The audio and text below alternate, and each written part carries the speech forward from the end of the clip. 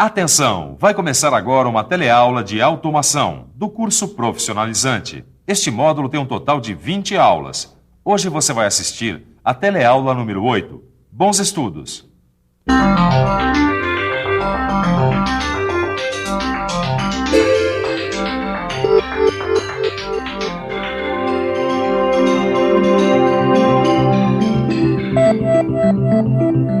A eletricidade é muito importante para a automação. Os motores elétricos, os sensores, as bombas hidráulicas e os compressores pneumáticos precisam dela para funcionar. Se a gente pensar nesse nosso século XX, vai ver que muita coisa foi feita com a eletricidade. Foi com a eletricidade também que apareceu a eletrônica. E esse é o assunto da teleaula de hoje. Nós vamos aprender que o transistor quase sempre é feito de silício. Também vamos ver que ele é constituído por camadas com cargas positivas P e negativas N. Vamos conhecer alguns outros componentes eletrônicos: o resistor, o capacitor, o indutor e o diodo. E por último, vamos ver como um circuito de controle transistorizado é construído. Muitos aparelhos foram construídos com a eletrônica. É só a gente olhar em volta para perceber. Aqui na televisão, então, quase tudo tem eletrônica. Mas não é só na televisão, não. E é isso que a gente vai ver hoje.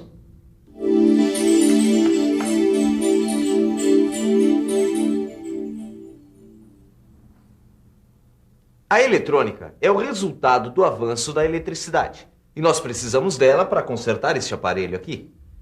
A eletrônica trabalha com correntes elétricas baixas E supercontroladas.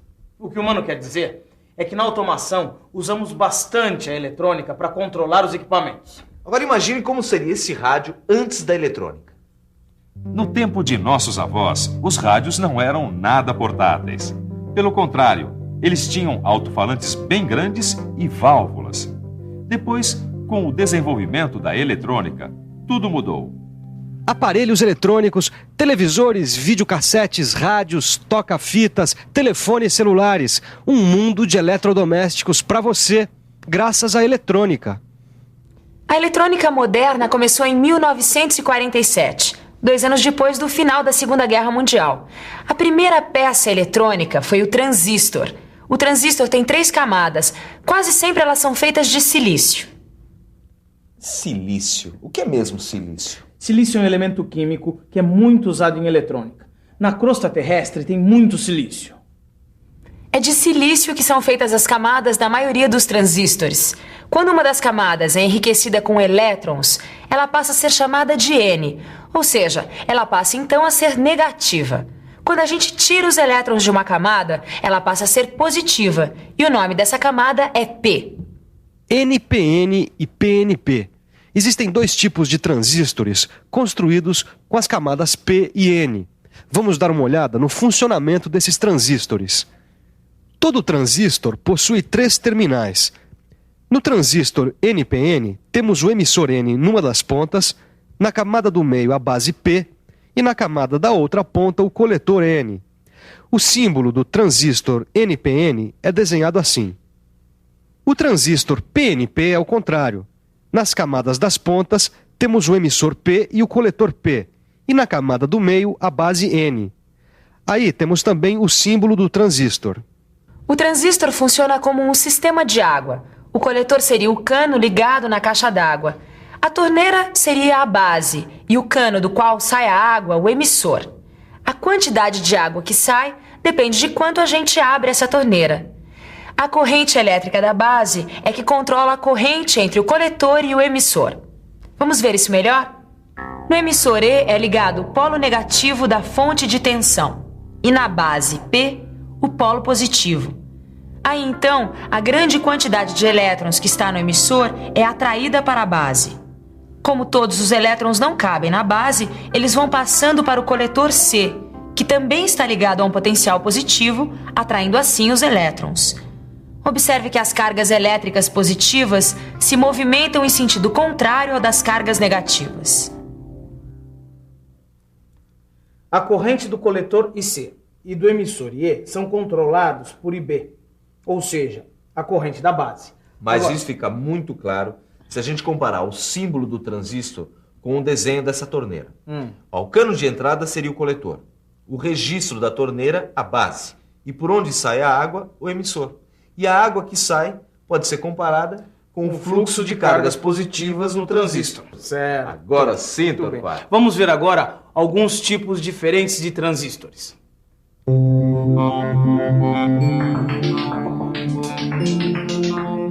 Existem vários tipos de transistores, e com a utilização deles foi possível fazer muitos aparelhos eletrônicos diferentes. O transistor está em todas.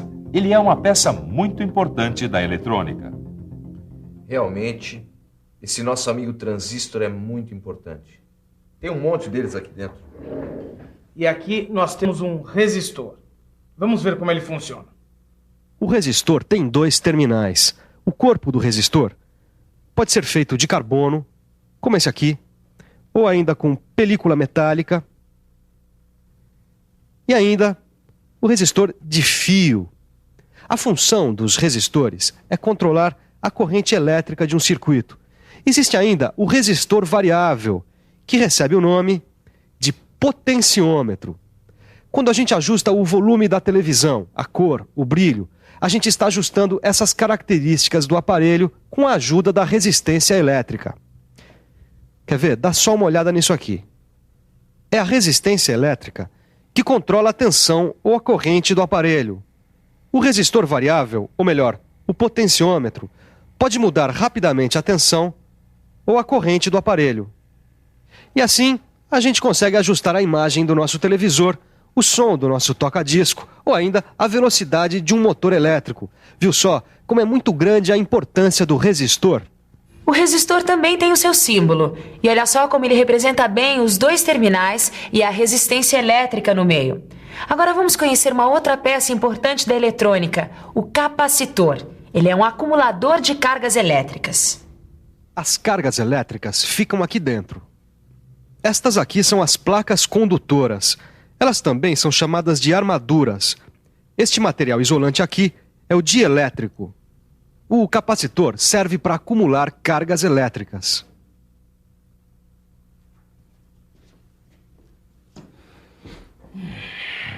Cargas elétricas acumuladas, controladas e transistorizadas. Isso me deu fome. Ô, mano, você tem certeza que você não quer uma batatinha? Não, Torquato, muito obrigado. Eu gostaria mesmo era de conseguir terminar o meu serviço.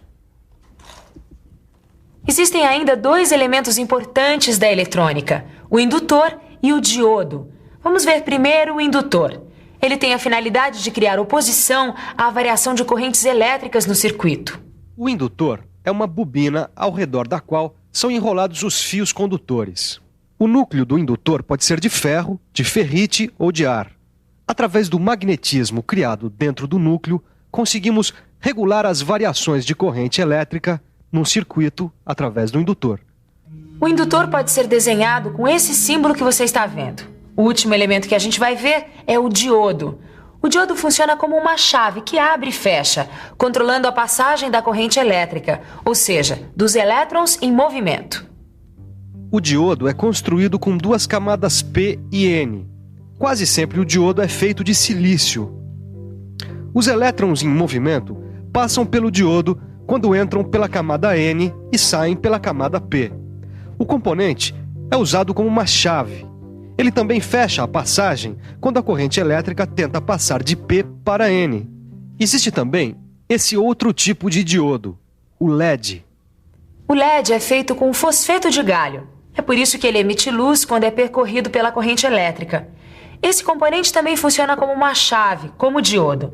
Só que a energia produzida pelo fluxo de elétrons no LED gera luz visível. Para completar, vamos ver alguns desses componentes em um circuito de controle transistorizado para um motor de corrente contínua de baixa potência. Temos aqui um circuito de controle transistorizado para um motor de corrente contínua de baixa potência. Quando esta chave está aberta, não tem corrente na base do transistor. Sem corrente de base, a torneira do transistor fica fechada e aí não pode passar corrente entre o coletor e o emissor. O motor então não funciona, fica parado. Aí, quando a chave é acionada, a corrente de base começa a existir. Os resistores controlam a corrente de base e a corrente entre o coletor e o emissor do transistor. Quanto maior é a corrente de base, maior é a corrente entre o coletor e o emissor. Também, maior é a corrente do motor, como observamos quando variamos o potenciômetro. O motor tem sua velocidade controlada com esse circuito. Quando a gente muda a resistência do potenciômetro, o R2 do desenho, a gente está mudando a corrente de base do transistor, aumentando ou diminuindo a potência do motor. Depois de aumentar a potência do seu conhecimento de automação, o melhor é revisar, para depois não diminuir o aprendizado. E atenção, se liga aí que é hora da revisão. Na teleaula de hoje, você ficou conhecendo um pouco do mundo da eletrônica. Você também aprendeu quais são os componentes eletrônicos mais importantes e quais são seus símbolos. E você também viu como é que funciona um circuito de controle transistorizado. Pronto, finalizei esse trabalho. Até que não era tão difícil assim, né? Como a nossa teleaula. Mas você tem que estudar bastante, porque senão vai ser difícil lembrar de tudo. Estudar é muito importante. É o que nós vamos fazer agora, porque ele acabou de comer essa batata. Não! Para com isso. Para. Diga isso.